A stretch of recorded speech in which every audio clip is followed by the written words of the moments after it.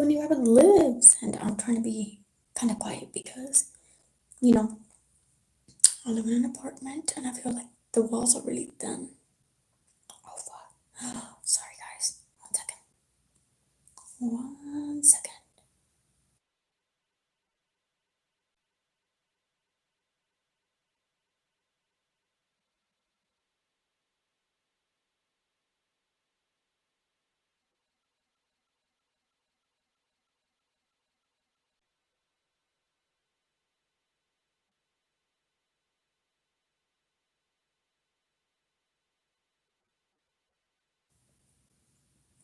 I'm back. Oh no, I'm really early, guys. I am so early. In fact, mm, yes. So I decided that I was gonna stream today, at least for an hour. And I'm gonna read y'all like a chapter or two. Yes, I started stream early because stuff happened in life, and now I have to, be doing stuff. So, hello guys. Like I said, I'm gonna be kind of whispering because I feel like I'm streaming in the restaurant, and I feel like the walls are even thinner there than any other place around here because I hear everything that goes on in the apartments below us. So I'm like, no, you know what I mean? But yeah, and the lighting is way better here, anyways. So I think I'm gonna go ahead and, you know, stream for y'all. And I'm going to be kind of whispering. Let me know if y'all can hear me or not. Um, because, you know, I don't want to have any issues. I want y'all to be entertained. And I also want to have fun myself. So let's read out this book. The the reason why I've been away as well, is because I've been focusing on work and also because I've been playing games because I got my PlayStation back. So maybe I'll do a game stream tomorrow. Maybe. Okay? I will let y'all know ahead of time. I'll make a little post. Hello, Metal Punk. How are you doing? Are you doing good? Guys, I'm trying to, like I said, I'm trying to be a little whispery because I am streaming in a place where I can hear everything that goes downstairs or in the apartments next to us. Thank you so much. I really appreciate that, guys. I will be getting ready to read to you. It's gonna be a warning, right? For those of you that are not okay with getting blood, gore, blood and body harm, panic attacks, grief, eating disorders, bullying, and self-harm in books. Okay, I am from Mexico, but I am in the United States. Yes. What about y'all? Where are y'all from? Feel free to chat amongst each other and stuff, okay? Okay, merci, little French. No, yo soy en Spanish, español. Yeah, no, no, oui, no French, okay? Un poquito, okay. Yeah, it's Spanish, Mexican Spanish, not Spaniard Spanish. Yes, even though I know a little bit of everything, so yeah, hablas un poquito. Sigue practicando. You got this. Keep practicing. Get better.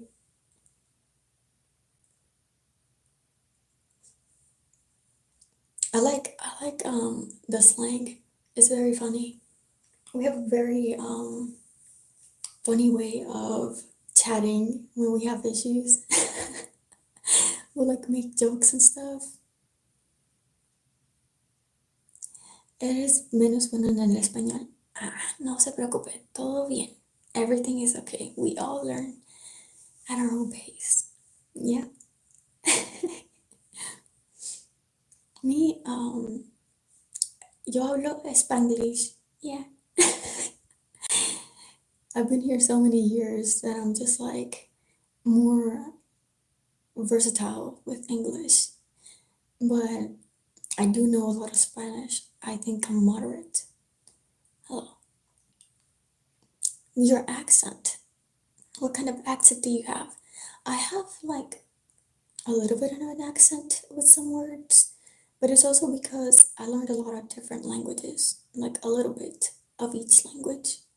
So technically, my my accents change like all the time, depending on what I'm saying, how I'm feeling, or whatever.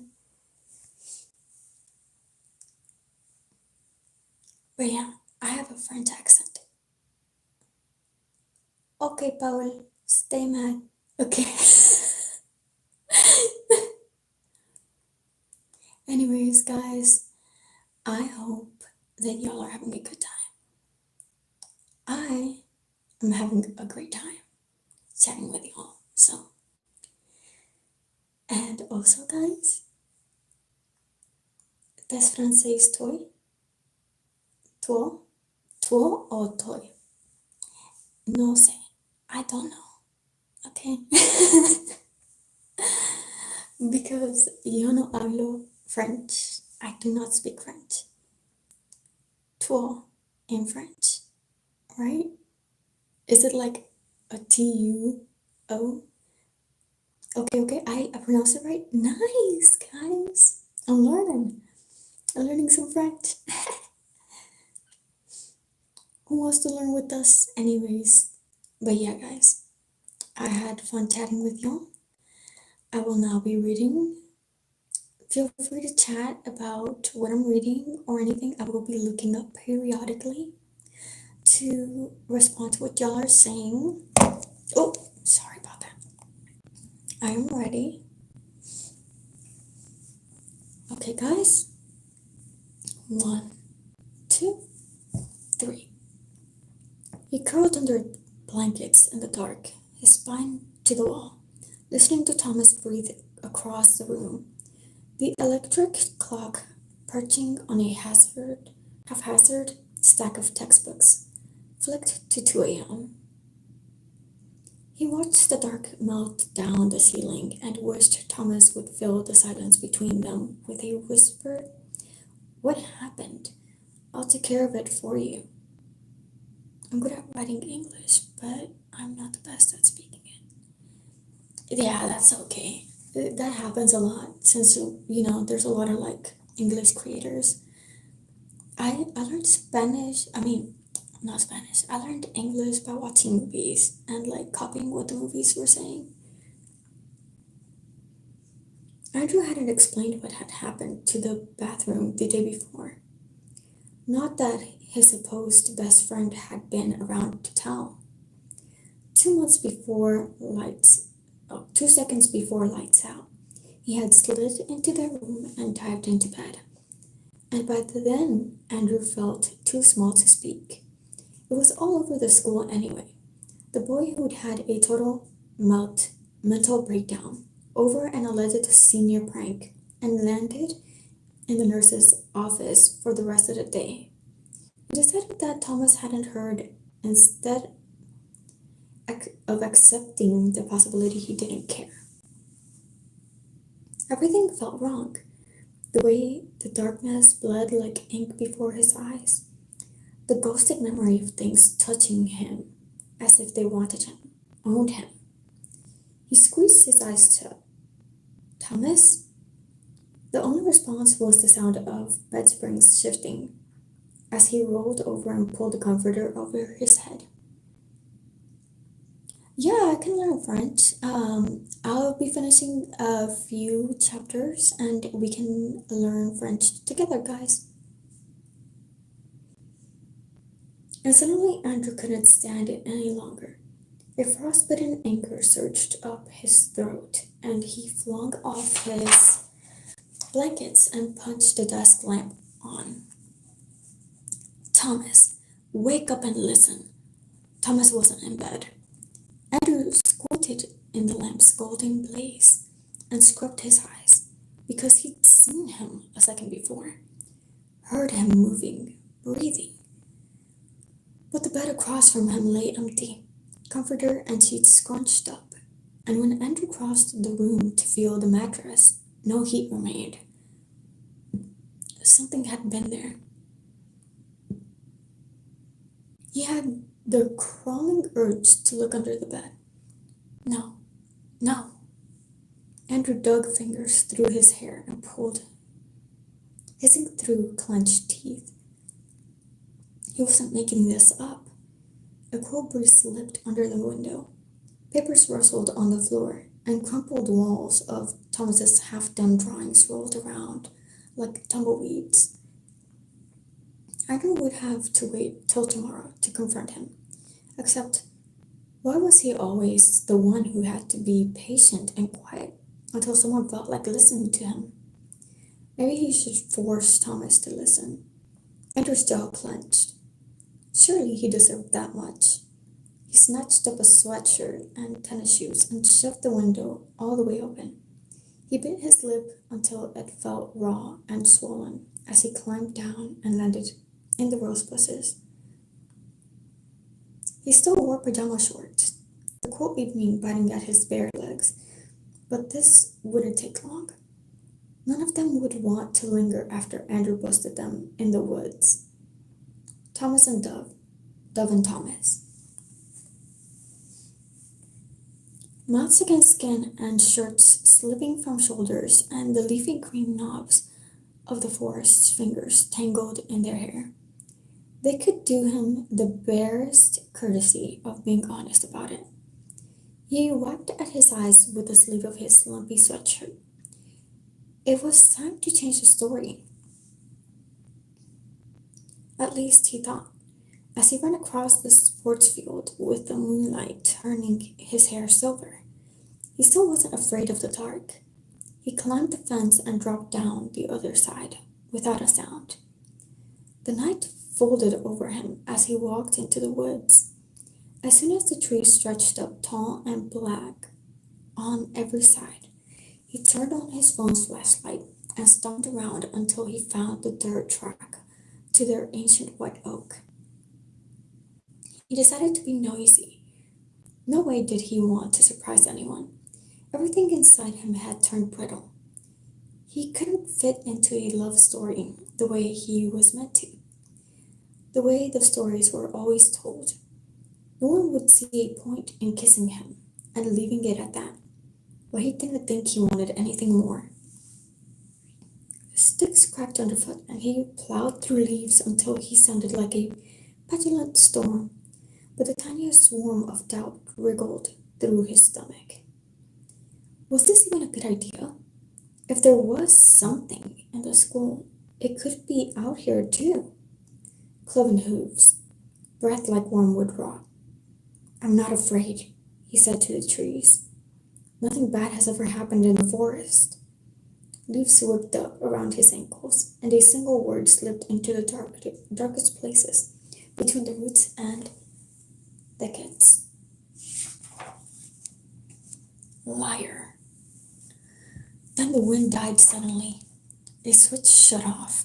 Silence pushed down on his shoulders as if it wanted to drive him deep into the earth.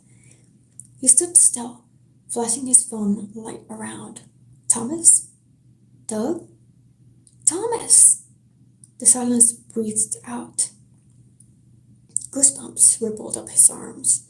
He turned in a slow circle, his light following a smooth arc.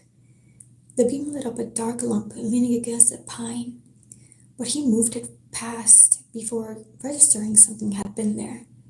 A person hiding behind a tree? He slashed his light back toward the shape. Nothing. Just a single pine shot up to the sky. If you jump out at me, Andrew said, his voice surprisingly steady, I will hit you so hard you'll bleed, Thomas Rye. I'm sick of this. Of you, he wanted to add.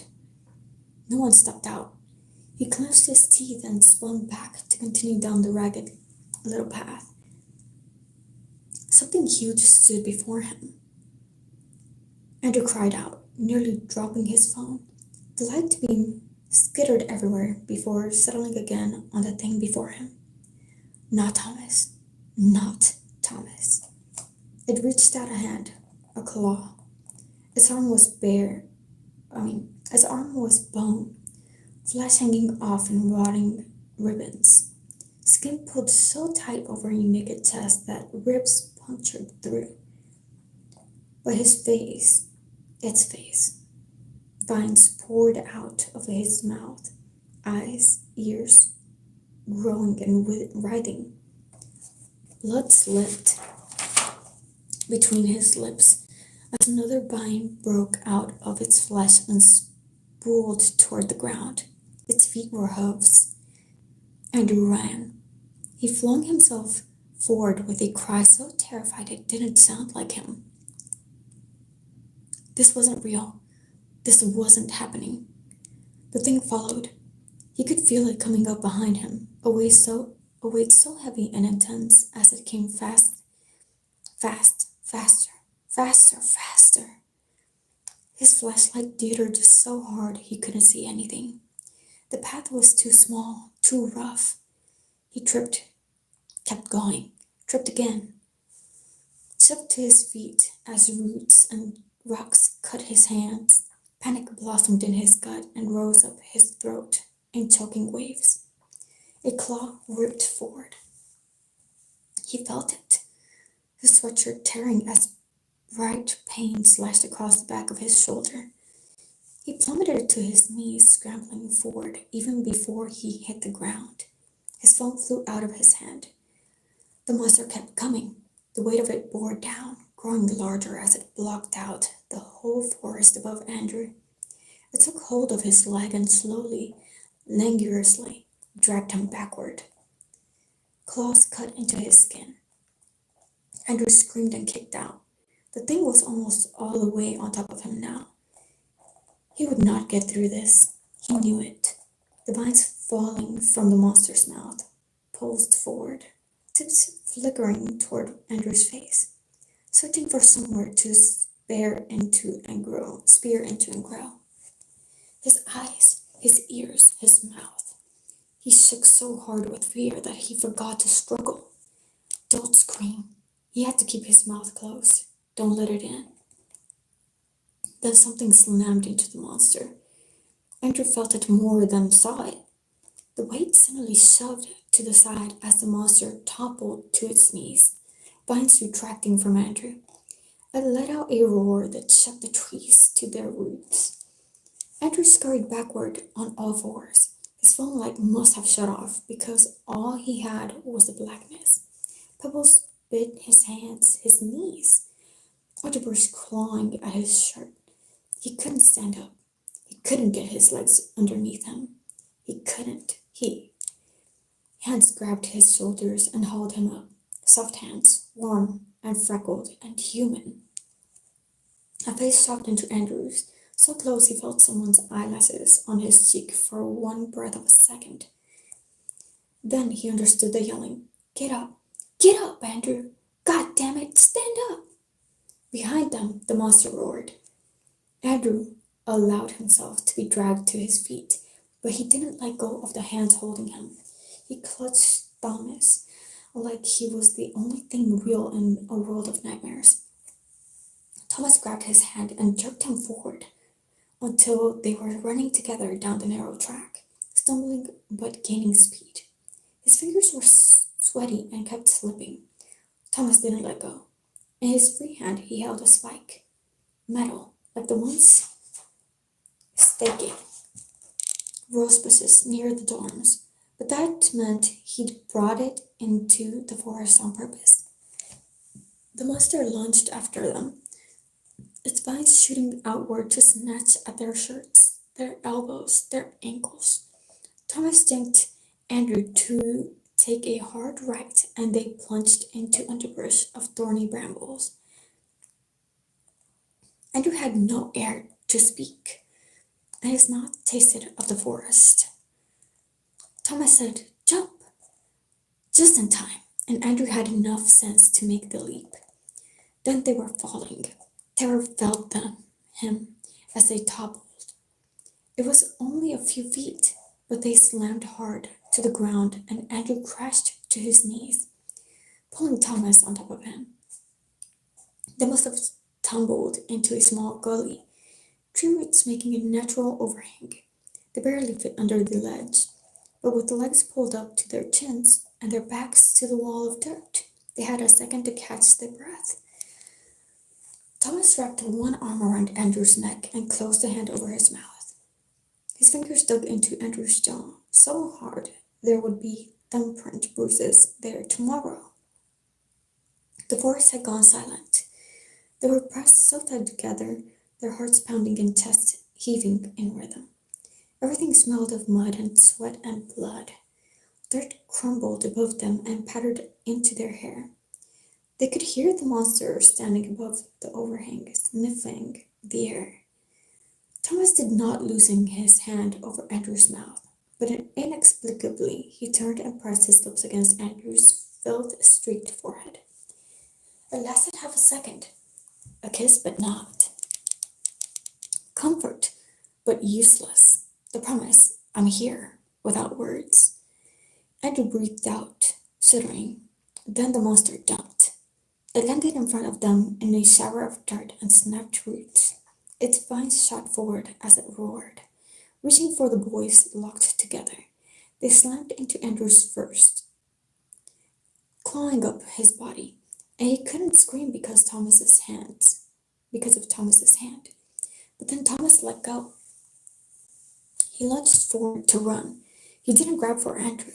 He didn't reach back. Didn't try to save. Andrew flung his arms over his face and folded to the forest floor. The horrible weight of his realization boomed through his heart. That Thomas would escape alone, and Andrew would crumble. And didn't that just fit them perfectly? Except then Thomas howled.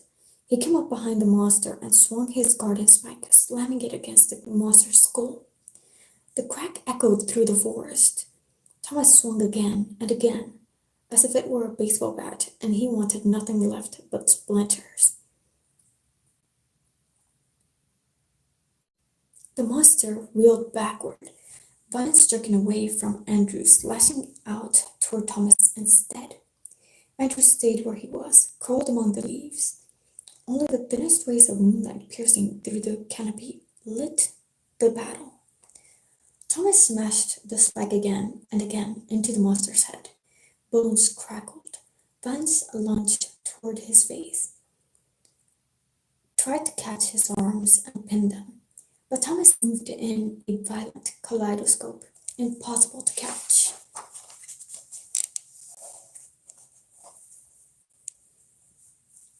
Said a fleur in French. It's a flower. Oh yeah, a fleur. Something like that, right? I like to learn languages, so thank you. Then the monster slipped and went to its knees. Thomas gave a gravely cry of feral triumph as he shoved the spike into the monster's eyes. He pulled all his weight into it, driving it deeper and deeper as the monster went down screaming. Blood splattered across Thomas, murky and black. He didn't stop until the thing lay on its back, the garden spike through its skull and driven into the earth below. The screaming stopped. Its hoofs twitched a few times. Then silence fell in a dense velvet curtain across the world. There was nothing but this. Andrew curled with his knees to his chest, watching in numb horror. Thomas forcing his fingers to release the spike as he slowly straightened. He flexed his hands and looked at the blood smeared up to his elbows. He toed the motionless monster and then took a step away from it, then another. He wiped his mouth, smearing blood across his cheek. Finally, he looked at Andrew. Please don't hate me, Thomas whispered.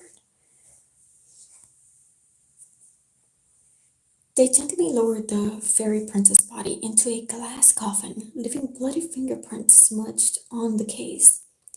His chest had been caved in from battles fought and lost, and they'd filled the space between the ribs with flowers. Even now, the flowers grew, blossoming as they drank the last of his blood. The prince's silver tears fell like rain upon the coffin. True love's kiss should wake him, but she had tried 7 times and nothing had happened. Behind the princess stood her brother, a poet with soft lips and soft moss of hair. He whispered, "Let me try," but no one heard. They buried the fairy prince, alone. By evening, the flowers had grown over his whole face. Alright guys, that's chapter 10. We're going to 11 soon. We have plenty of time.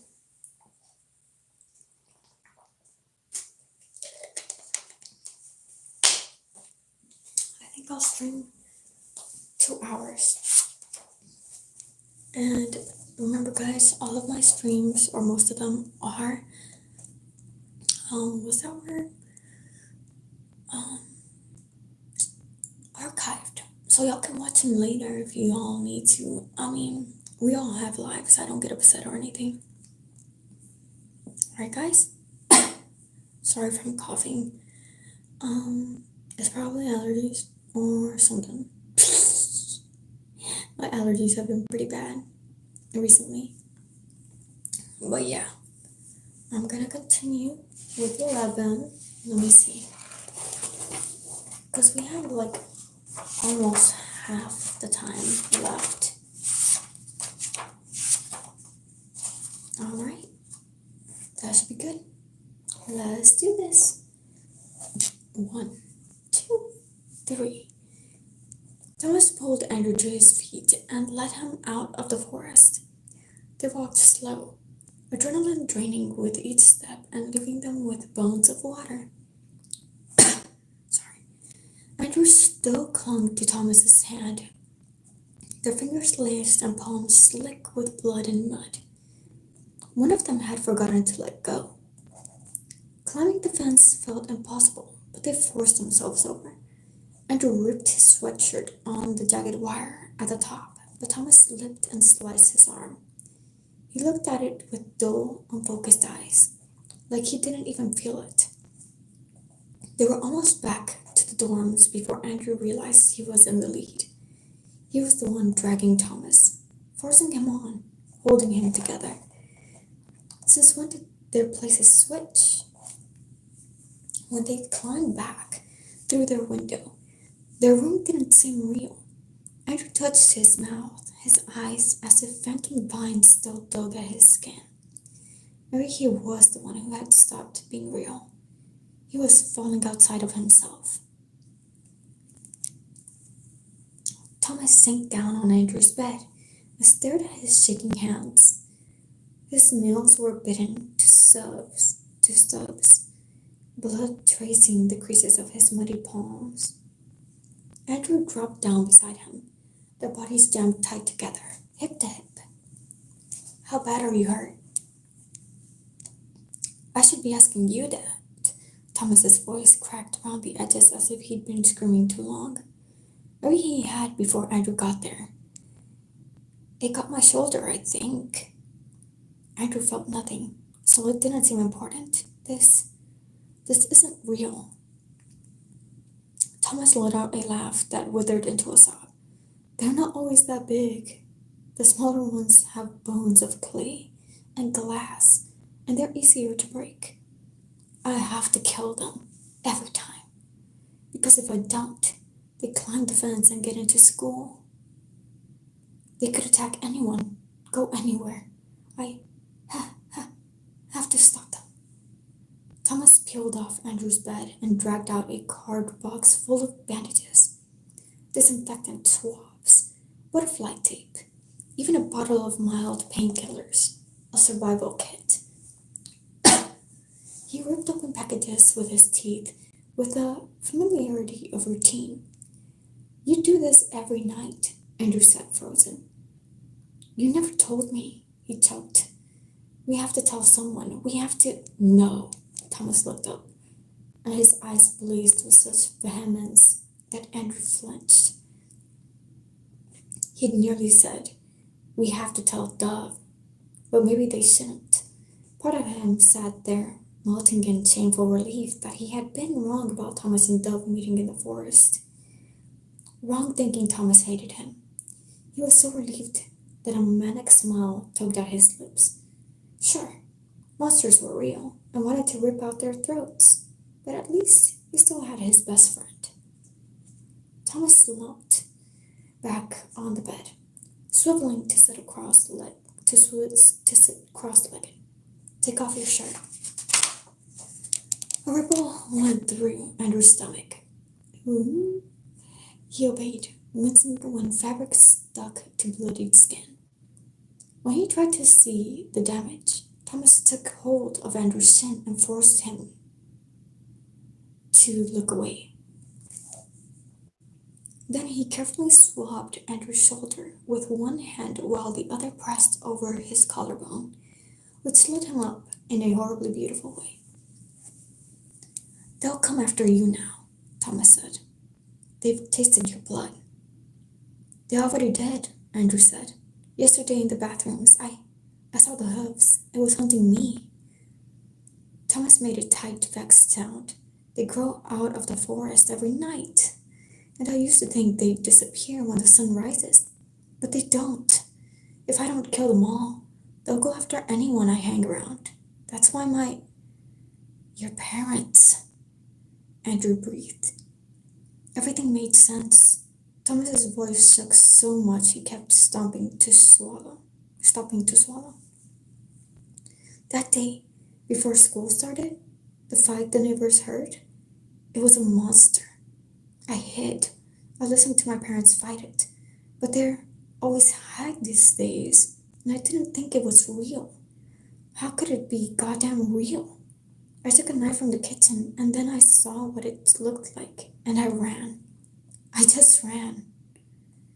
His fingers traced the edges of Andrew's cut shoulder before he taped on the bandage. Pain had arrived, white, hot, and throbbing, but Andrew still didn't care. Thomas's misery had filled the whole room, and they drowned in it together. I killed my parents, Thomas said, soft and sick and terrified. Stop it. Blood roared in Andrew's ears. These monsters aren't your fault. You didn't ask them to attack. Didn't I? Thomas went to his desk and dug out a sketchbook. He pulled a loose sheet from the bed between the pages, smoothing out the wreckage of crumpled edges. Then he flung it on the floor. It was a drawing Thomas had snatched away on the roof. The seventh son staring into a wishing well, while a monster with a torn-off wolf's head ate his parents in the background. Thomas's voice stretched with anguish. That's what it looked like. The monster in my house. Just like this. Down to the stitching at its throat. And this. He tore a drawing off the wall, so hard the corners were left behind. Andrew yanked it from Thomas's bloodied hands and stared. Hooves, a corpse skin, and vines exploding from its mouth and ears and eyes. The monster from the woods. When did you? He stopped. I don't know. Last year sometime? Thomas dug fingers through his hair and paced between their beds. It's not a coincidence. I'm doing this. I'm creating them. Andrew couldn't hold the shape of this. He stared at the drawing until it blurred, and he ripped it up and let the pieces scatter like charcoal confetti. Hi, amiche vicitale. What are you doing? Thank you for stopping by. I shouldn't tell you this. It'll make it worse. Thomas rubbed arms around his stomach. They'll kill you like they want to kill me. I can't bear it if they take you from me too. I need. I'm so goddamn tired. It's every night, okay? Every night I go into the woods and fight them so they don't climb the fence. But I can't make them stop. I. Can't. Thomas would wake up the whole dorm if he kept spiraling like this. If their counselor burst in here, there'd be no way to explain the blood. Their dirt-streaked faces, or why Thomas was ranting about monsters. Andrew grabbed Thomas' shirt and pulled him back down to the bed to cut off the frantic pacing. He cupped a hand over Thomas's mouth. Nothing like the brushing away of his own face had been gripped in the forest. Nothing like the bruising way his own face had been gripped in the forest. This was delicate and tentative and full of want. Thomas went quiet. Words seemed weak and meaningless when drawings could wake up monsters, so Andrew didn't ask. He peeled Thomas' shirt off and searched for the worst wound. A slash right over his ribs. Blood still oozed sluggishly from torn flesh. Andrew pushed Thomas's shoulder until he collapsed back onto the pillows. He lay there, chest moving too fast while Andrew cleaned his cuts. Where Thomas had been brusque and efficient, Andrew worked with a feather-light touch. He splayed his fingers over Thomas's heaving stomach until the dry sobs slowed. They'd never had so much bare skin between them, so much blood. Andrew's heart felt bruised and weary, but he made his voice steel. I'll help. Thomas flung an arm over his eyes. You know how there's an old boarded-up well in the grove behind my house? I can't even tell the cops to check in there because it's as good as a confession. And if I start raving about monsters, they'll still lock me up. I get it, but there has to be an answer, a reason this is happening. But you can't keep pushing me away. Andrew swapped the cut harder and was rewarded with a hiss from Thomas. I can't protect you and fight monsters too. It stung, but it was true. Andrew had been worse than useless tonight, but he'd been in shock. He'd do better next time. You can't figure out why this is happening, Andrew said steady. While you're fighting monsters with no sleep, let me help. Thomas kept his arm over his eyes and said nothing. For a vicious moment, Andrew thought about slipping his fingers into Thomas's cup, taking hold of his rib and breaking it, pulling the soft, crumbling bone from his chest and sewing it into his own. Oh, what? They'd be forever together, rib against rib, fused in gore and bone and adoration. Andrew squeezed his eyes shut. That wasn't him. He was infected by this night of woken nightmares and ebbing adrenaline, and the starved deprivation of wanting Thomas. Thomas? Only Thomas. He taped a bandage over Thomas's wound and disinfected all the other cuts he could find. Are you scared of me? Thomas's voice was small. No, Andrew said. We'll stop this. Everything that starts has a way to end. Thomas fell asleep in Andrew's bed. Andrew thought about curling up beside him and seeing if their bodies fit together, like they'd been carved from the same oak. Instead, he stared out the window until dawn blushed the sky and let the truth of last night sink into his bones. Horrors always felt less real in the daylight, but this wouldn't go away. Andrew hadn't asked it in the dark, but the question burned him. Who was Thomas Rye that he could make monsters? What was he? Even though he'd slept for barely 2 hours, Andrew woke Thomas at the first alarm. They couldn't draw attention to themselves. They had too much to hide. Somehow, Andrew had been shoved into playing the part of the steady one. That should be Dove's place, the one who spoke sense to balance Thomas's fiery impulses and Andrew's panic spirals. She should be the one drawing up a flowchart for how to defeat monsters and still pass their classes. But he was forbidden to tell her. So it was Andrew who got them dressed and through breakfast, where they drank too much black coffee and ate almost nothing before stumbling to their first classes.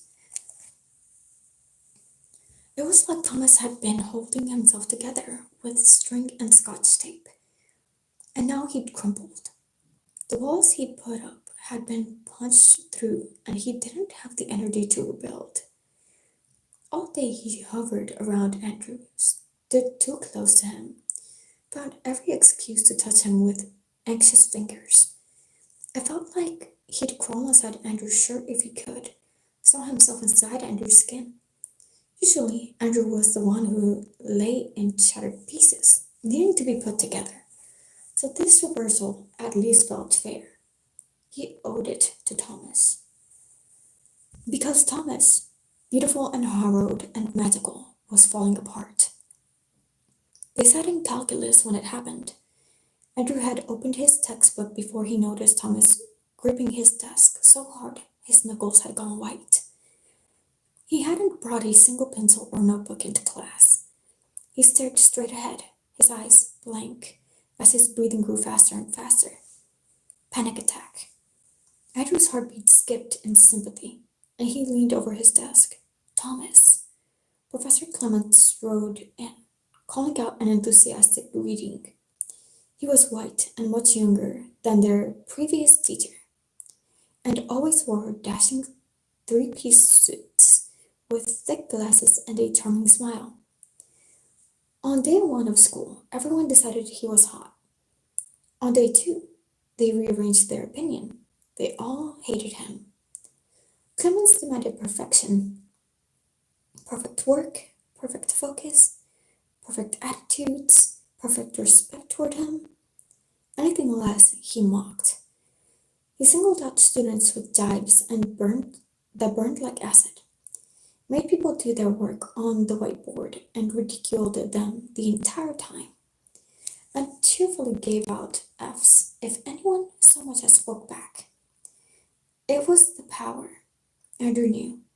Some people could get drunk on it. Good morning, students, Clemens said, bright and energetic. He slid off his tweed jacket and rolled his shirt sleeves. We have a lot to do today, so I'm glad to see everyone in their seats. That pop quiz last week was fun, right? Warm congratulations to Mr. Emerson and Miss Oprah for full marks. Mr. Murphy got 3 out of 25, which none of us are surprised about. Miss Settle didn't show her work, so I'll assume she cheated and mark accordingly. His smile grew wider as students shrank. Ah, Mr. Rye, who loves to nap in my class, today's question is for you. He picked up a whiteboard marker and wrote fast across the board. Does Thomas Rye know how to read? A few nervous titters rippled through the class. Andrew's throat knotted so hard he couldn't swallow. The only reason he didn't get singled out was because Dove did his homework. Thomas didn't even notice he was today's target. He stared at his desk, each breath low and ragged, still coming too fast. Clemens tapped the marker on the board. Judging from your mark of a big fat 0, I'd say the answer to this problem is no. But we show our work in class, don't we, Mr. Rye? Come on, to the front. I read you question 4. Thomas didn't move. Clemens had his back to the class, writing briskly across the whiteboard. Pens out, everyone. Let's play a game. Slowest to find the answer to this problem is next at the whiteboard. The class buckled down and the class buckled down to work without a sound. Wake up, Mr. Rye, or you will be spending the whole class up front with me. Andrew leaned over and tried to pry Thomas's fingers off his desk. Hey, you have to slow your breathing. Can't. His lips hardly moved. I can't. Thomas was in pain. Nothing else mattered. Andrew shoved out of his desk, his chair clattering. Half the class turned to stare. Andrew framed Thomas's face with his hands to focus his attention. Look at me. This is calculus, not drama, boys, Clemens said in a mocking sing-song voice. Oh, I read that wrong, guys. 1 second. This is calculus, not drama, boys, Clemens said in a mocking sing-song voice. Andrew whirled, his cheeks flaming and a go-to-hell stuck in his throat. He needs some air. Clemens flicked Thomas a mocking once-over. Sure, why not? Why don't we all just skip class today because we don't feel like working? Who cares about grades? Who cares about college? Andrew yanked Thomas from his desk and towed him out of the room. He moved like a puppet, strings cut and tangled around Andrew's fists. Clemens opened the door for them. You're asking for a failing mark, both of you. Once you've finished your little break, head over to the principal's office and let the secretary know you skipped for fun. Theatrics don't work on me. The classroom door shut behind them. In the hall, the world felt still and gray. The air tasted of dust, motes, and paper, of the muffled weight of being alone. Thomas started to sink to the floor, but Anne took a fistful of his shirt and shoved him against the wall, hard. Thomas flinched, but he was still hyperventilating. Stop it, he pressed against him and dug his fingers. It's a panic attack. But you can't. You're okay? Are you there? Hold on.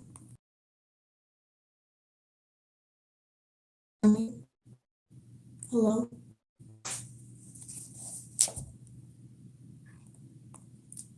Are y'all okay? It seems like there was a cut in the stream. Hold on. I might have to repeat that. Oh. I know I was still working over here. Okay. Let me start from the air tasted of dust, smokes, and paper, of the muffled weight of being alone. Thomas started to sink to the floor, but Andrew took fistfuls of his shirt and shoved him against the wall hard. Thomas flinched, but he was still hyperventilating. Stop it, Andrew pressed against him and dug his fingers into Thomas's collarbone. I'm dying, Thomas's mouth trembled. It's a panic attack. I have 1,000 of them a day. But you can't. You're the strong one. Thomas's whimper came low in his throat, raw and fissured. I can't keep doing this. Not every night. I can't.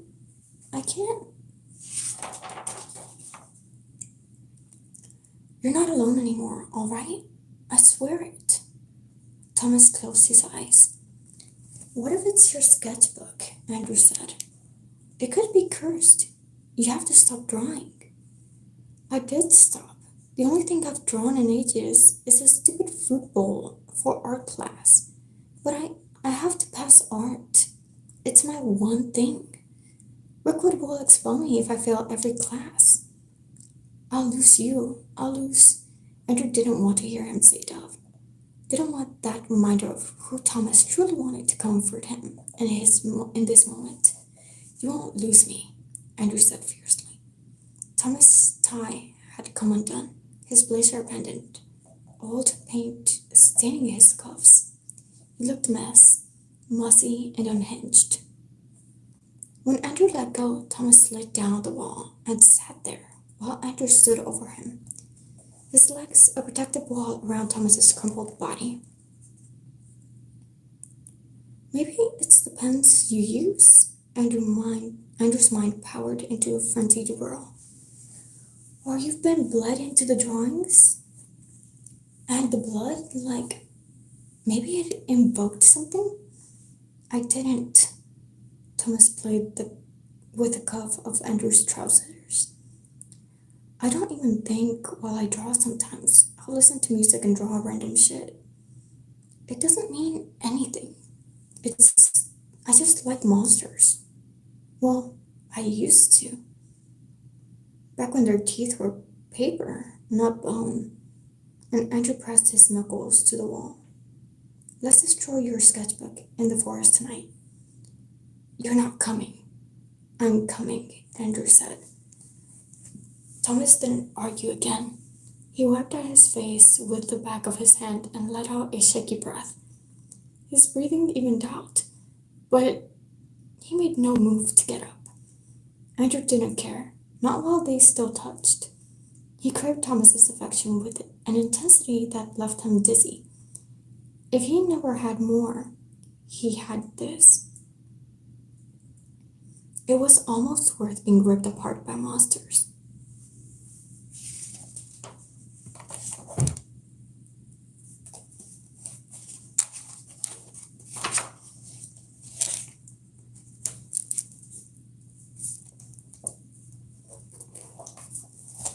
Alright guys, so that's chapter 11.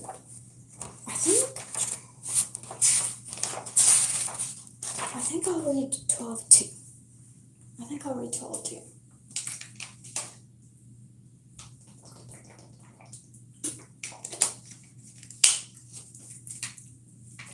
If y'all hear anything, no y'all didn't. Anyways, so I'm gonna go ahead and start reading chapter 12. Remember guys, I have the playlist in the description. So if you want to see every other, the story from the beginning to the end, y'all always can look at that playlist and find everything in there. Alright guys, 1, 2, 3. Oh, do y'all hear that? I hope y'all don't hear that. I'm telling y'all, the floors in this apartment are very thin, so I can hear every single thing that goes on all around me in here, because I am streaming in the restroom. Alright, I will read chapter 12 and I'll start chatting with y'all, okay? Because I have to be done with streaming by 9 at least, or at most, so yeah. I'm gonna start reading. 1, 2, 3. Chapter 12. They waited till midnight. Andrew sat in bed, textbook on his lap, but his notebook open over the top as he penned the first lines of a new story. It started with a wicked creature who carved tears off faces to sate his thirst, until he chose a victim who clutched a knife made of antler bone and used it to slash the wicked creature's face instead. Writing felt selfish, especially when Thomas lay on his own bed, tapping the pencil against his lips and staring at the ceiling, forbidden to draw. This had to be part of why he'd served himself with such ferocious finality from Andrew, severed himself with such ferocious finality over Andrew over the last few weeks. Andrew would have noticed the lack of charcoal smudged sleeves and paint in his hair. This had to be a bitter withdrawal. Thomas sighed for the dozenth time and drummed the pencil against the wall. His old drawings stared back, bone crowns and monster teeth and wicked forests, and the curve of a poisonous apple. I have till Thanksgiving to decide on my end-of-year art project, Thomas said dully. Or I'll fail. I've convinced Miss Poppy I have artist block, and she's being nice about it, which just makes me feel even more like shit. Andrew didn't answer for a long time. What's the witching hour? I don't know. 2 a.m., isn't it? Or 3? Do the monsters get worse then? Stronger? It could be witchcraft. Thomas chewed the end of the pencil. You believe in that? Andrew closed his notebook. You've kind of wrapped you've sorry guys. Andrew closed his notebook. You've kind of warped reality. I'm pretty sure we have to believe in everything now. Thomas bit the pencil so hard it cracked. He lay there with a mouth full of splinters for so long Andrew nearly shook him. Terrified, he tried to swallow them. Finally, Thomas got up, picking splinters from his lips. I guess they appear around the witching hour every night, but I don't think that's the problem. I think the problem is me. They walked into the woods side by side, so close their shoulders brushed. When they reached a winding, overgrown track, too thin for two, Thomas went first. He kept glancing over his shoulder, reaching back with a hand to touch Andrew and be sure he was safe. In the dark, Thomas's eyes turned to pools of black, the fear in them a living thing. The forest should have scared Andrew, too, but it didn't. Last night he'd been terrified out of his mind, but he felt different now, solid and firmly inside himself as he walked. This time he'd worn jeans and boots, and tucked down a wickwood hoodie against the cool September air. Both he and Thomas carried flashlights and spikes they dug from the garden. Dirt still clumped at the points.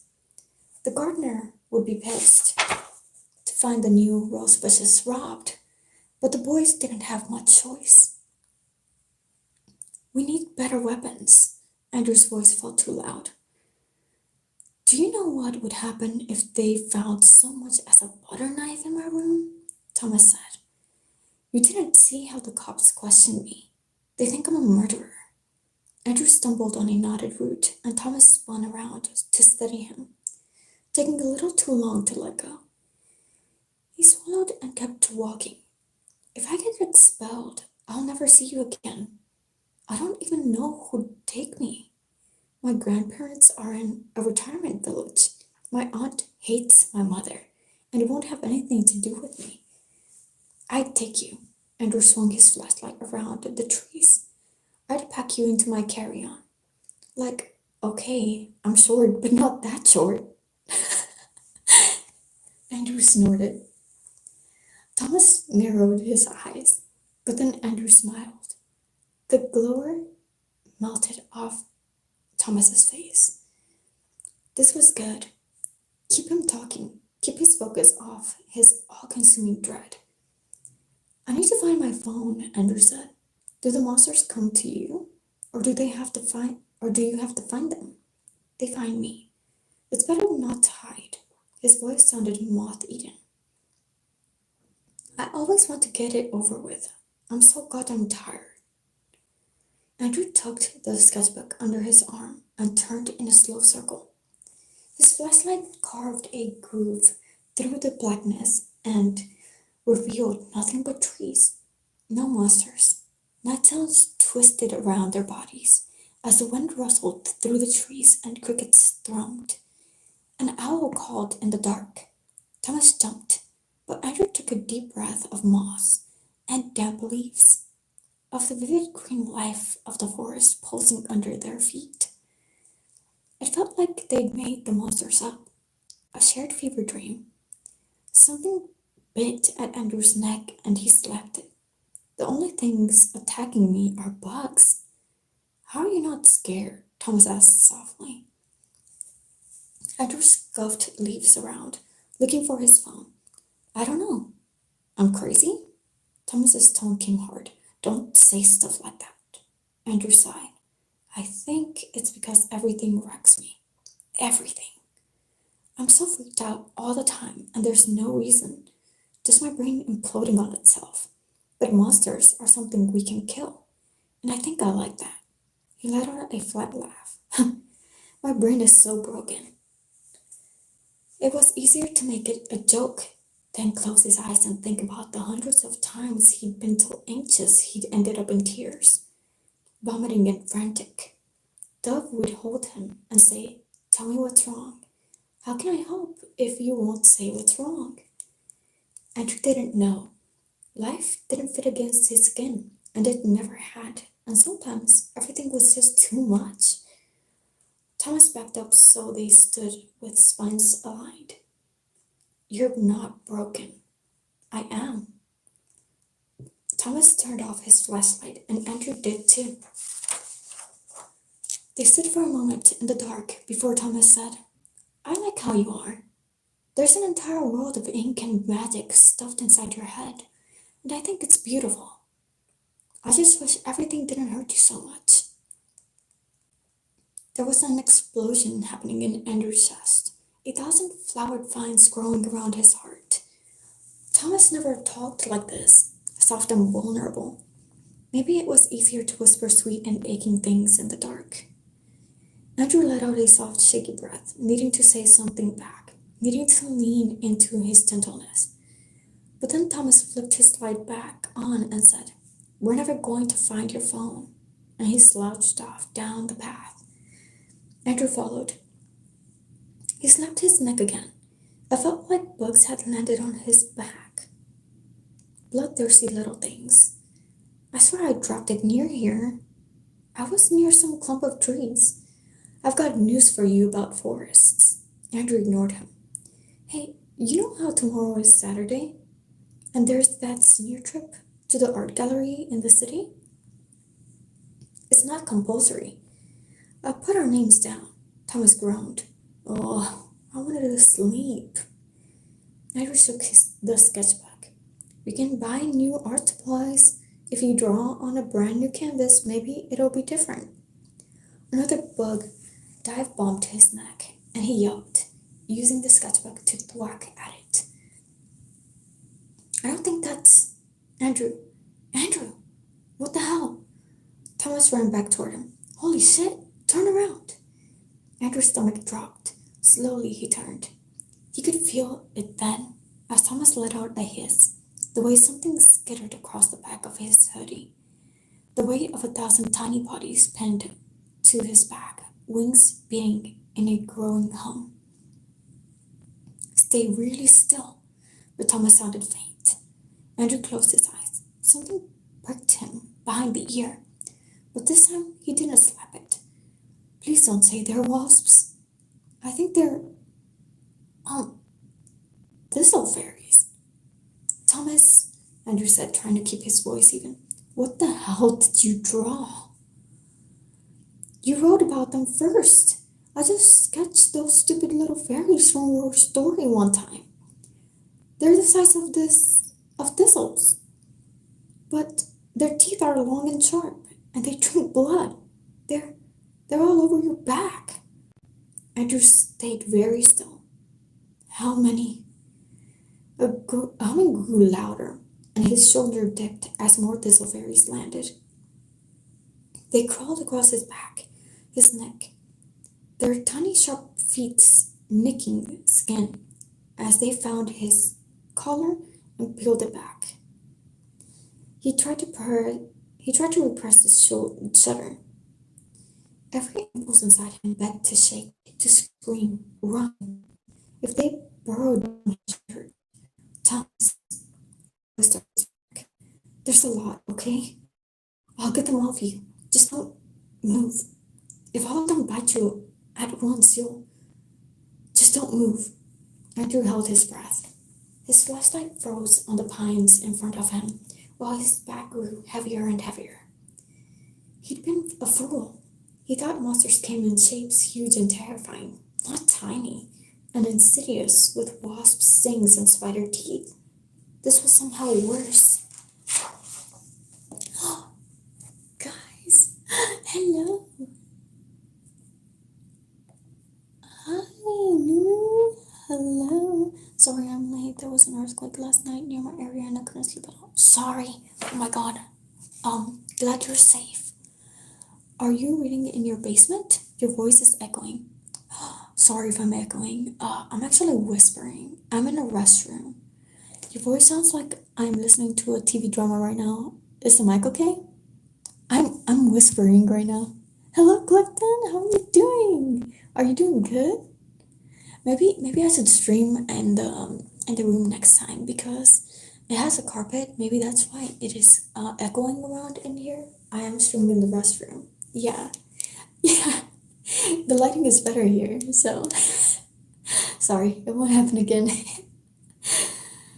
All right, I'll finish reading this, guys, and I'll post on the Discord the pictures that are popping up in this book. Okay, but yes. He could feel them in his ears, wings brushing sensitive skin, the first prick of teeth testing flesh.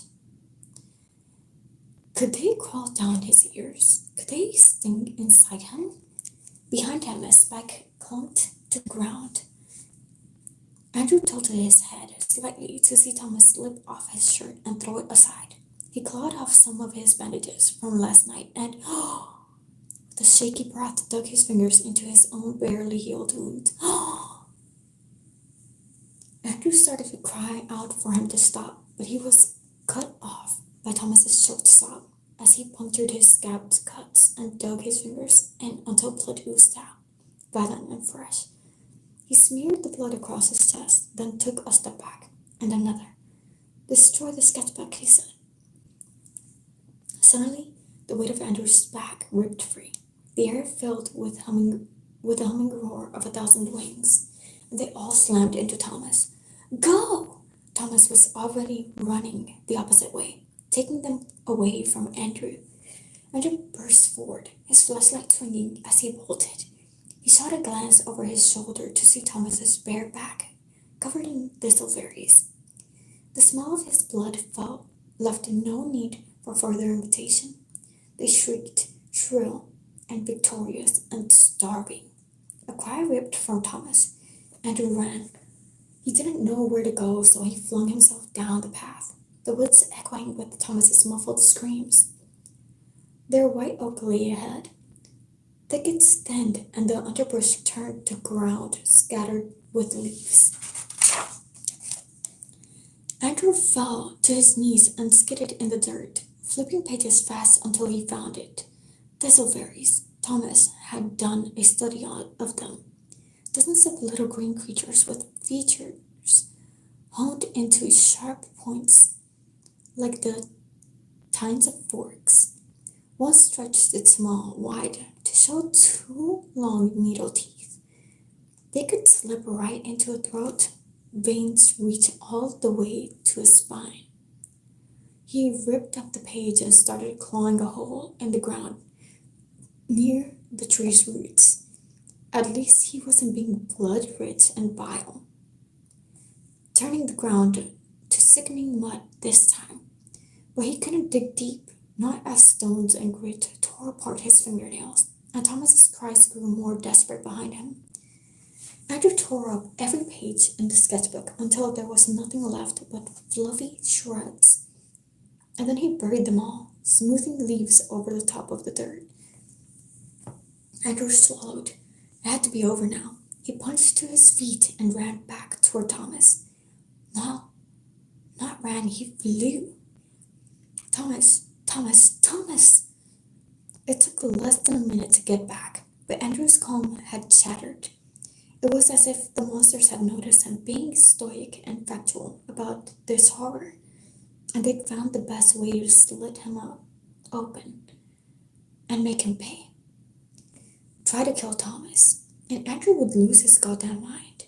The thistle fairies hadn't dropped dead the second the sketchbook had been torn up, but no new ones arrived. They still clawed all over Thomas's bare back, his stomach, his shoulders. They burrowed into his ears and climbed his ribs like ladder rugs and sank their teeth into every bit of soft flesh they could find. Thomas had dropped his flashlight and he slammed himself against a tree to kill them. He picked the creatures off by their wings and crushed them in his fist. Their tiny bodies exploded in green pus that oozed between his fingers. He dropped to his knees and let out a broken sob. Andrew snatched Thomas's abandoned t-shirt off the ground and used it to wipe Ferris off his back. He threw the shirt down and stomped on it. The dust smelled of cut grass and copper. This sucks. Thomas ripped the Ferris off his throat. You shouldn't have done this, Andrew hissed. Someone always has to be the sacrifice. That someone doesn't have to be you. This isn't your fault. Andrew wrapped his hands in the t-shirt and picked more thistleberries off Thomas. Each one felt like pulling out a pin buried viciously deep. Thomas looked at him then, his eyes pooling with tears. Maybe it is my fault. Maybe last year I made this happen when Andrew didn't want to hear it. He abandoned the shirt and hobbled Thomas to his feet. He shoved him against a tree so Thomas could grip the branches as Andrew pried the last berries out of his skin. His back was a battlefield. Andrew twisted the last thistleberry's wings off and dropped it to the ground. He let it writhe around with malevolent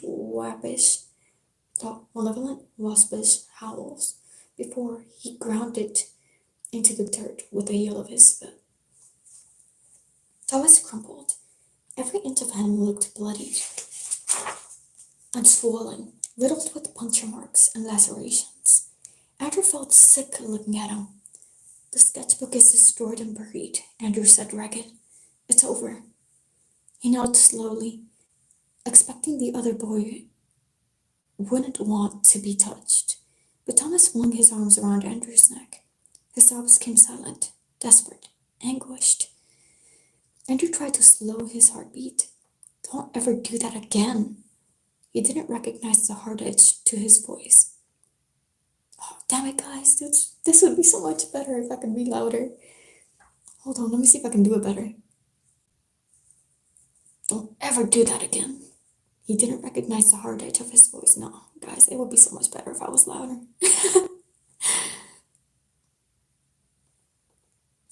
It felt like black frost had grown all over his tongue.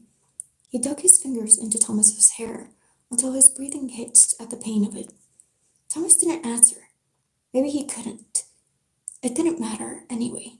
Andrew was busy listening to the echo of monsters cackling among the trees at this pathetic display of bravery.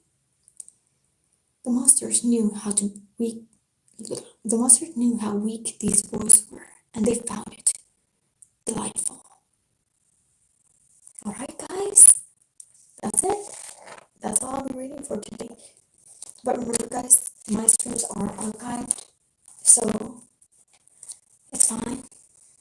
Y'all can watch it later. I will be chatting with y'all now the rest of the time, and I will be ending stream at 9, okay? Hello, everyone.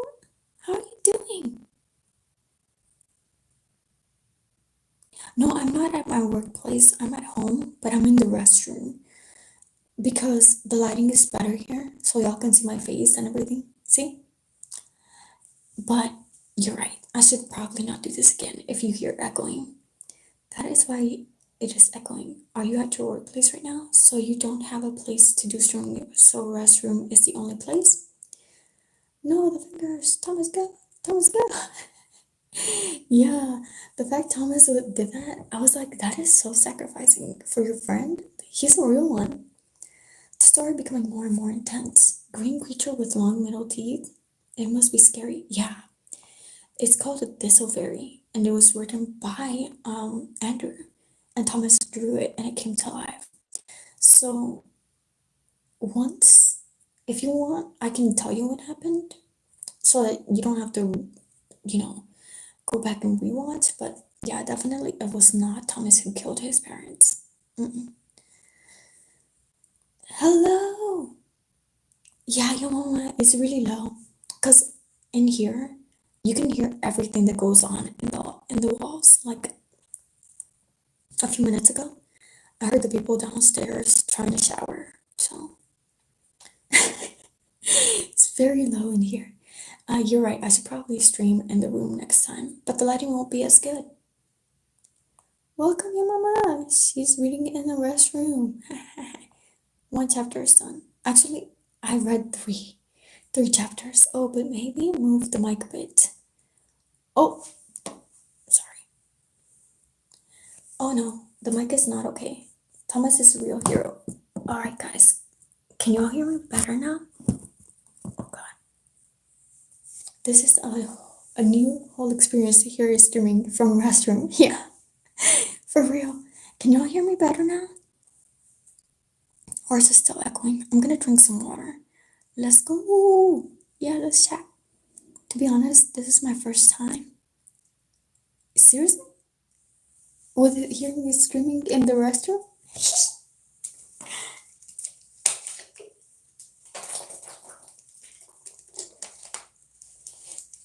Hell yeah, guys, stay hydrated.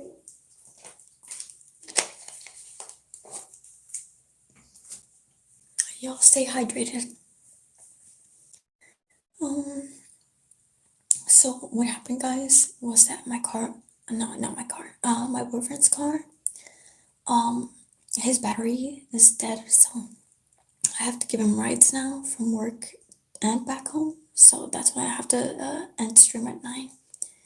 But yes, yeah, I'm standing up. I've been standing up this whole time. I just like I saw the lighting was better here, so I was like, you know what? Why not? But now y'all say it's echoing, so yeah, this is gonna be an interesting stream to rewatch later. But yes, guys, did you hear the movie Good Boy? It's coming out on October 3, I think. I want to watch it so bad. I mean, there's a Deadpool bar. I mean, and you know how they're known for their screams? And like, they use the color scream to make the movie better. It's like a horror movie, but yeah. No, I'm in my own restroom. In my apartment. Yes. No, no. Wait, hold on, maybe. Okay. If I hold it like this, is it better? Is it better? Because also I've dropped my phone so many times, so the mic might be broken. I'm not gonna lie. So maybe in the future, again, still worse. What? Hold on, hold on, hold on.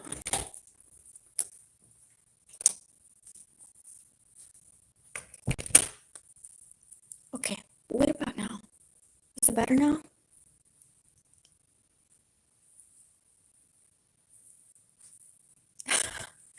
That's crazy. Okay, is it better now? In the room?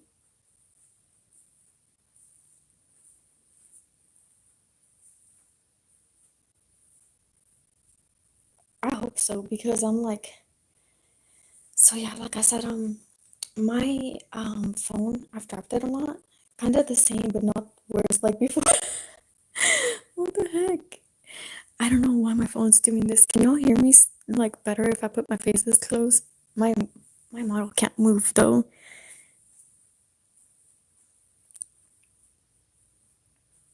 Oh my god.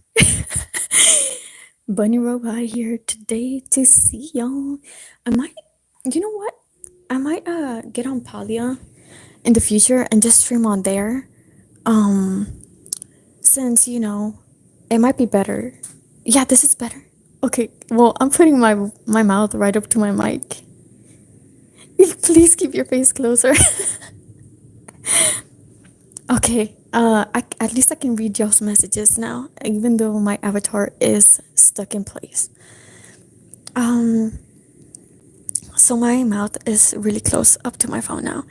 Um, anyways, yeah, my boyfriend's car, his battery broke, so now I have to get him right from work to home and home to work.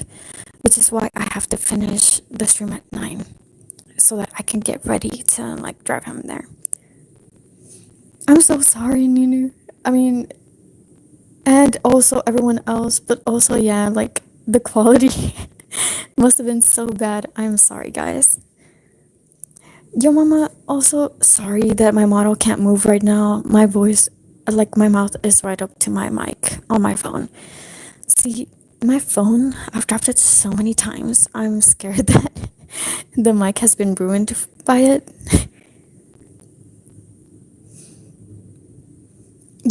Yeah, that's crazy. Because I'm over here like, why is my mic doing this to me? You know what I mean? My other phone never did this. Like, come on, Samsung. Why is Motorola better? Wait, isn't it the broken car is yours? No, let me tell you what happened. Oh my god. So, remember how my car broke down? My boyfriend's broke down right after. I was like, are you kidding me? That's crazy. Wait, oh no, your brief egg yolk lover is and suffer too. Yeah, we also were here. But honestly, we're making it work. Everything should be back to normal in a week or two. So yeah. Yeah, I'm telling you. He's like, these guys, let's test them. Like, I'm going a little crazy, but it's okay. But honestly, I think that might be the case because God actually was, I feel like God was looking out for me. Even though I'm not like super religious, I know that there is a higher power out there and I call it God. Um, but like, you know what I mean? Because like, how did I survive the highway without brakes? You know what I'm saying? And also, how can we plan everything around and be helped with all the issues we are having, right? And then also, I was telling my coworker about how I was treated mean by this manager, and thunder clapped so loud. I was like, "That's crazy. He's hearing us." Just kidding. I'm playing.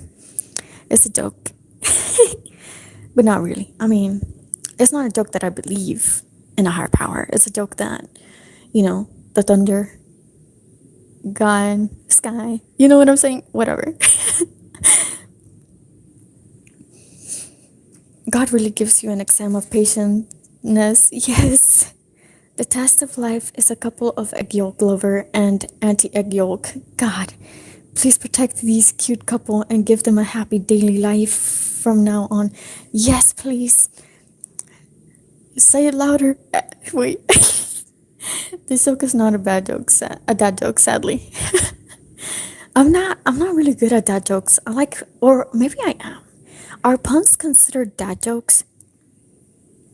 Or like, I find it funny when I rhyme accidentally, or when I trip in a funny way but don't actually fall, or just I guess slapstick. Pray louder, God, louder, God, please. Ah, wait, no, but seriously, I actually should start doing that. I talk to him like normal, like I talk to y'all, but like more respectfully. You know what I mean? Like he's like an older grandpa dad or whatever. Oh, I'm gonna need to cough. Was that really loud? I hope not. I've been whispering this whole time. Yeah, maybe. But yeah, honestly. Like I was saying, have y'all heard about the horror movie called Good Boy coming out on October 3rd? I am so excited for that because it has a duck toller on it. A duck toller is like kind of like a golden retriever, but not really. And they're super like high energy dogs, and they scream when they're happy. And they used the duck toller scream in the horror movie, and it like I bet it's gonna make total sense. And he has a double. This duck toller called I think it's called Dang it. What's his name? Indy? I think the dog Indy has a double. Bunny said that calmly. Why are you whispering in your own restroom? So you don't bother your sleeping BF? No, actually, my boyfriend is at work. I'm whispering because I've been whispering the whole stream, and I feel like if I raise my voice now and it's really loud, like the volume in their system or wherever is really loud, then if I just stop whispering, it'll hurt their ears, and I don't want them to get their ears hurt. And also, I was streaming in my restroom because I was whispering in there because in there you can literally hear everything, even in the closet as well, or everywhere in my apartment. You can kind of hear what the people around you are doing with their lives. Like sometimes I hear people around us leaving their apartment, or sometimes I hear like people showering or walking around in their apartment, or maybe like getting upset and like hitting like walls and stuff for people. And also, I feel like a lot of like the steps in our apartment are very like loud. Like when you can actually hear people climbing up and down the stairs. Like, I don't know if that's just me, but yeah. The movie's called Good Boy, and it comes out on October 3rd. I don't know if it's like for everyone, but it is a really good movie. I hope. Because I think it's going to be really good. Because you know what? It's a horror movie, and the dog does not die. Yeah. Oh, see, that's why you keep whispering. This stream has vibe like ASMR streaming. Well, I was thinking it was going to be kind of ASMR because, like I said, I was streaming in the restroom and I was trying to be respectful. There's hard wall inside apartment in America. As thin as paper. Yes. I'm like, guys, come on. I wish I had my own house so I could be as loud as I want. Like, I have this game called I think Nintendo Fit or something like that, or Ring Fit Adventure or something. And I can't even play it because we're on like the second floor. So I'm like, gosh, whatever, I guess.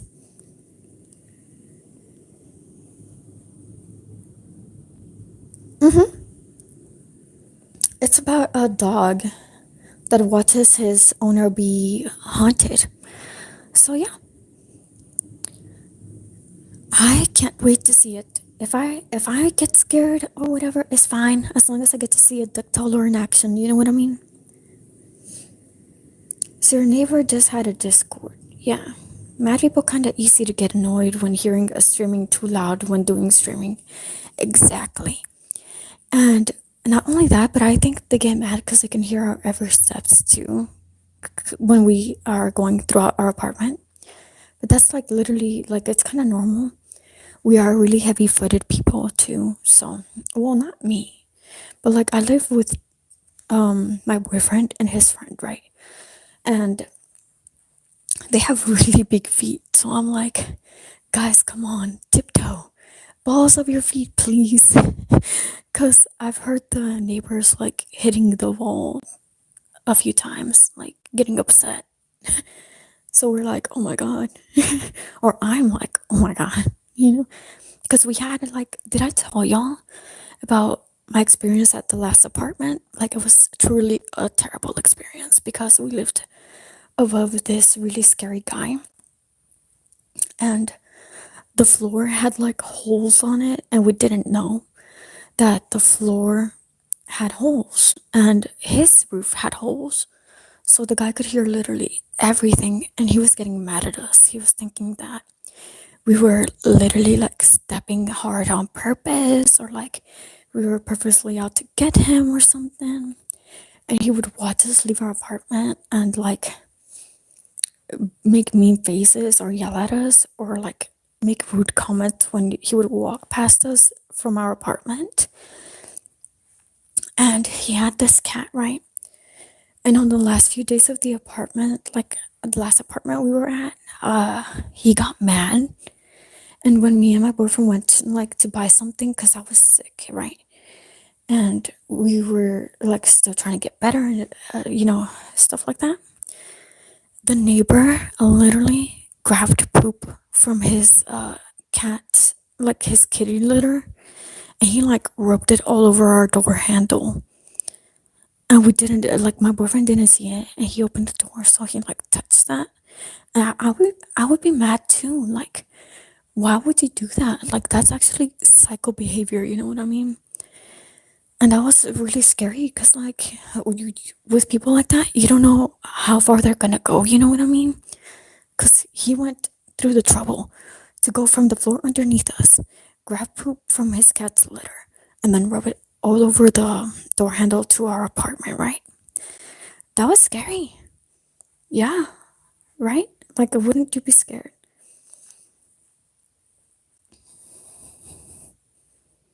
No, we moved from our last apartment because we couldn't afford it.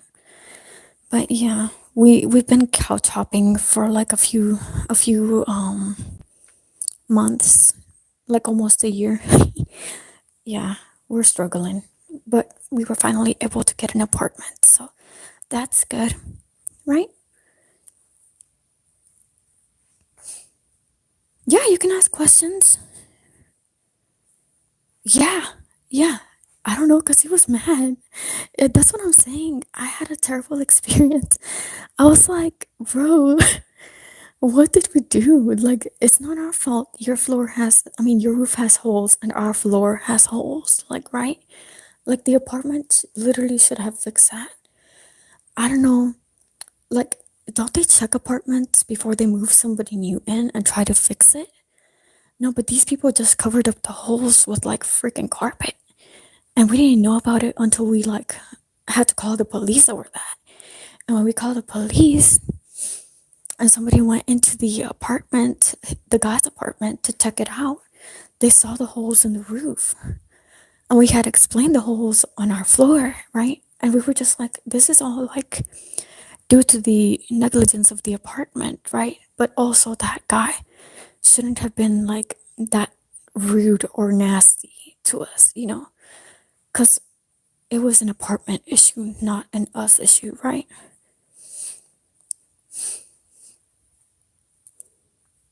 Who's the one who decided to find apartment to you guys to live in?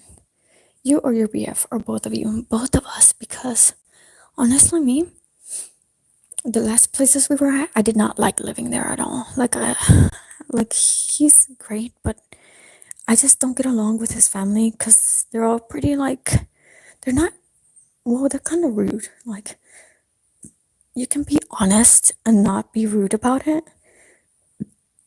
But yeah, like some of them were really mean. Like, but yeah, that's kind of like why I was like, yeah, we need to leave. And then we moved in with his friend, and we were living in like in a trailer for a while. And his friend is really nice. And that's who we're living with right now in our new apartment. Like, we're having like, he has his own room, me and my boyfriend have our own room. Like, everything is nice. Like, we're just struggling for a bit because furniture is expensive.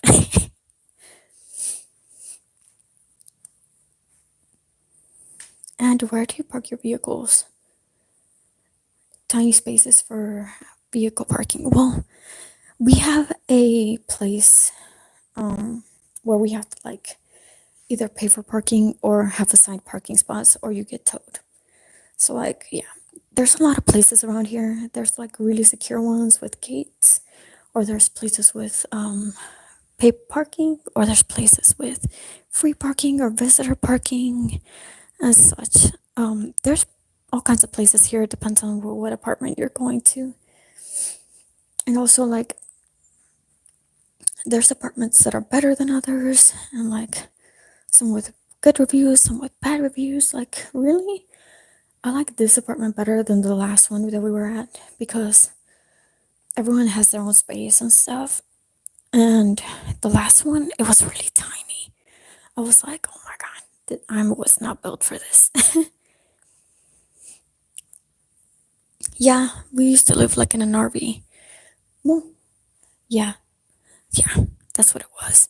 It was, you know, it was a struggle. Just this whole time, like this whole past year, has been a struggle.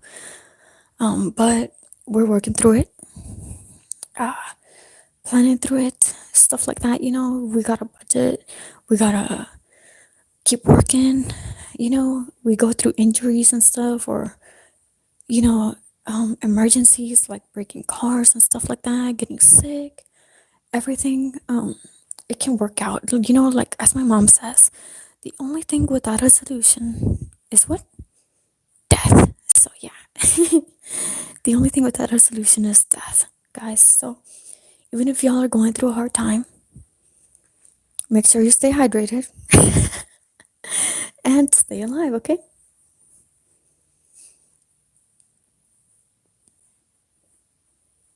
Yeah, there's so many different places. Some places have like um a building for parking and stuff, but you gotta be really bougie for that. You gotta be rich for it. So yeah. I ever read an article about people in US now consider to live in a cruise ship instead of a home apartment because annually it is cheaper. Yeah, there's like so many options that nobody has ever thought about actually. Like I know I saw TikTok with these girls that literally bought a school and they made it their house. And I'm like, girl, what? And also, people have like you said, houseboats or like cruises or like they just travel nomads like in their own van, in a tiny home, in a moving trailer, and like um apartment condos, villas, hotels, um storage units, even though it's illegal.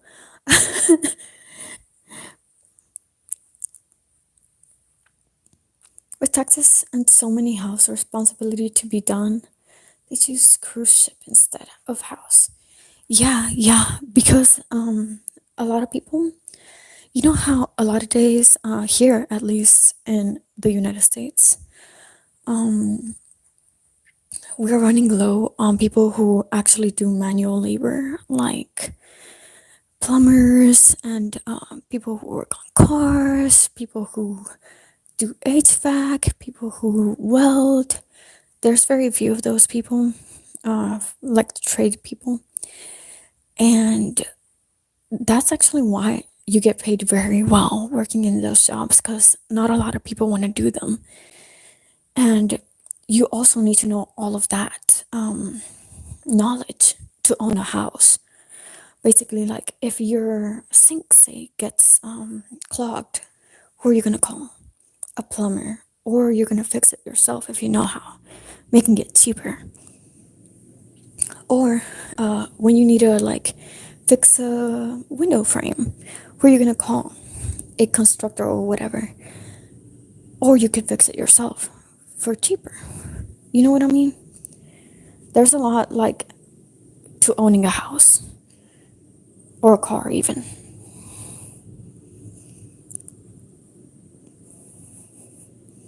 In Japan, also many youngsters live in RV or a normal car. That's interesting because I hear that a lot of the young people in Japan are actually very rich. But I also hear that there's not a lot of working population there too. So I don't know. They live like that to save more money. So when they have more savings, they can rent affordable apartment or even buy a second-hand house. Yeah, you can actually do that here in the United States too. But everything is so expensive. Like houses are up to like $300,000 or more. The average house, and then the average income is like 9 to, I'm gonna say, $15 an hour. But sleazy, like evil companies are still allowed to pay you only 7.25 an hour here. In this economy, even US citizens are live in tough conditions. Yes, Not all Japanese people are rich, Bunny. No, I know that. It's very rare to have actual rich people everywhere. Because of like the state of ways and the things, you know what I mean? But I don't know much about Japan and their economy. I just know that here it is very hard. Some live in shabby conditions too. Yeah, I've seen the people on the TikToks because I was like, I was kind of preparing to be homeless. You know what I mean? I was like, well, let me watch how these people that live in these conditions live. And then maybe I can get some tips on how to survive better if I am homeless or something like that. I was actually planning. I was kind of scared and stuff because, I mean, being homeless sounds scary, but I really don't want to go back to where I was. You know what I mean? But yeah, guys, that comes to show like people who stream, like people who entertain y'all, are just people too. We all struggle one way or another. It's not good to judge people on their living circumstance. But yeah,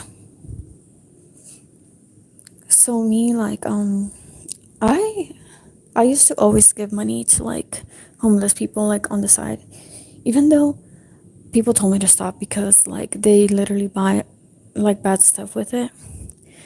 I was like, you know what? Maybe I don't think they could buy something with $1 anymore. At least not these days. So I always give them at least $1, so that, like little by little, so they can save or something, get themselves like a burger or something. But some people say you have to buy them like food or something. I envy you for your spirit to keep moving and keep doing your best. Thank you, Nunu. Yeah, we're all trying our best. So that's why I'm like, come on, guys. Just stay positive, stay strong. Because I mean, I'm going through it. And it's hard. I'm laughing about it right now, but I've been like really struggling. So, but yeah.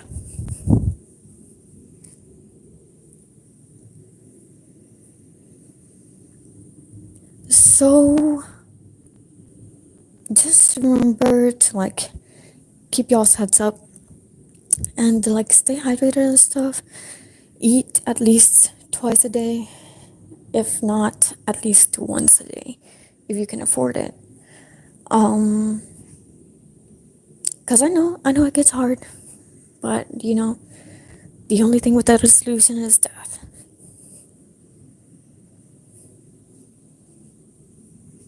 Because you tell your secret about your condition, I will tell you about my condition too, because I want to be strong like you guys too. Thanks. Thank you for trusting me and the chat with that.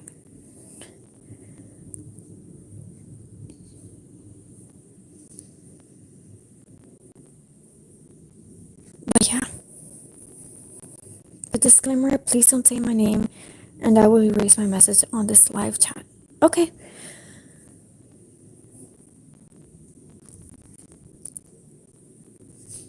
I will not say your name. I will call you Piano.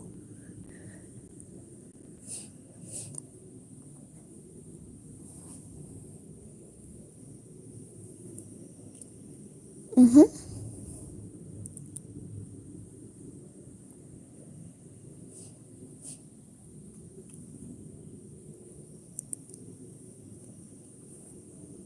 Okay, thank you for sharing that with us, Piano. Um, it's okay. It's okay to do that. Actually, I wanted to do that, but I wasn't able to get a job that way. And honestly, I feel like it would be hard for me at least. I need a more like physical job. So I got a job with dogs because I love dogs, and it's been the best job of my entire life. So, of my entire life working and living on this planet, working with dogs has been the best job that I have ever had.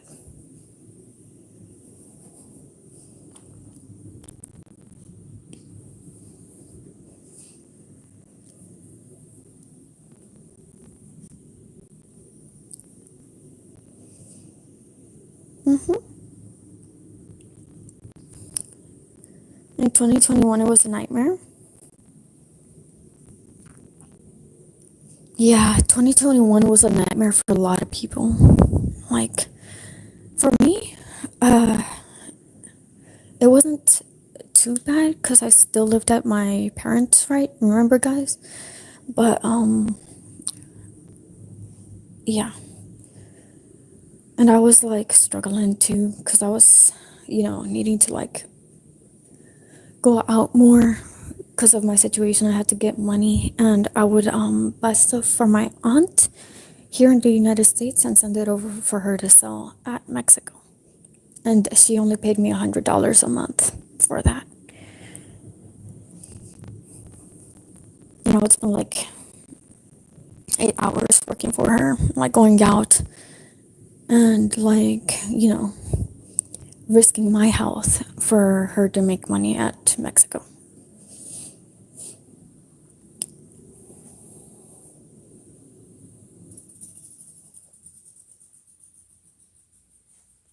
Oh my gosh. Yes, piano, I completely understand because I cannot be in an unknown place by myself either. I'm like, oh my gosh, like I'll literally like have all these panics and stuff, and it's just not good because I will panic and you know, basically like start sweating and like trying to run away and look like I'm like crazy and stuff.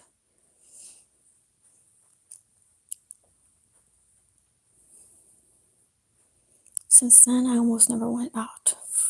Oh,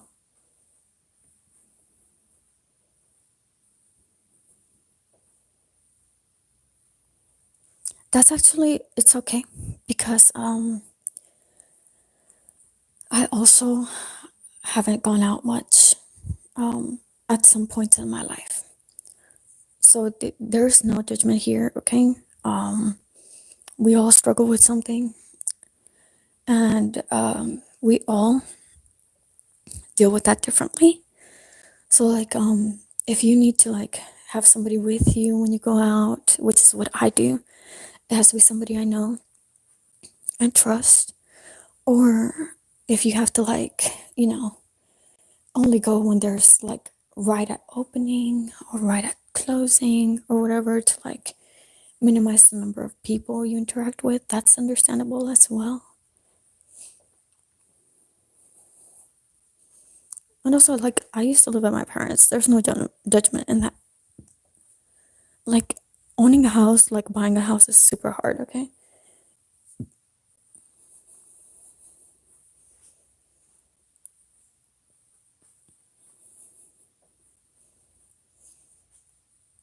Well, I'm happy for you that you have found a way to make things work.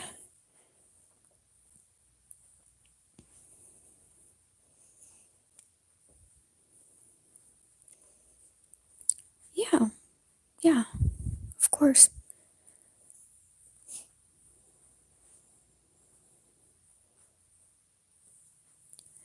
Thank you. I'm kind of lonely, so that.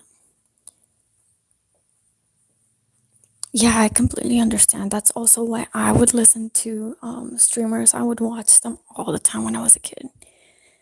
Um, I was really into PewDiePie and also like Hola Soy Germán. Um, there was a lot of them.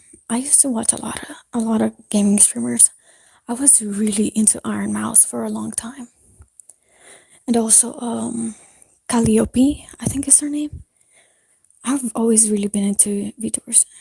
All right, Piano. Thank you for sharing that with us. What happened to her agency? Actually, oh my gosh, guys. Look at the time. I actually have to go now. But I had a lot of fun talking with y'all and having a good time interacting with y'all and, you know, coming loose and like sharing the truth for a little bit because I've always been, I believe, kind of like an honest person in a way. Always sharing light and dark, I believe that life has both good and bad in it, and we all have to cope in the ways that we can. And I really enjoyed reading for y'all and chatting about fun stuff. Even you know, oh, the whole Vichoyo disbanded. What? Oh my gosh, we could talk about that next time because like I said, I have to finish stream by 9 p.m. CST. So thank you, Nunu, and you have a good day as well. And y'all stay hydrated. Have a great day or night. And bye. Bye bye.